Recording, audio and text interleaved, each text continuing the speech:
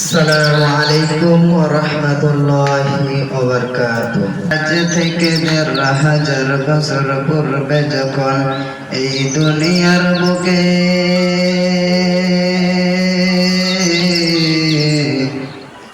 আল্লাহর নাম ছিল না কোথাও কোন মানুষের মুখে, খুন ধর্ষণ রাহাজানি আর সন্ত্রাসী কারবারি, ভাগ্যপূর্ণ ছিল না সমাজের যত নারী জীবিত কন্যা পুঁতিয়া রাখিত তাহাদের ঘরে হলে। মায়েরা রাখিত বলতে পারে না, ভাসিত নয়ন জলে।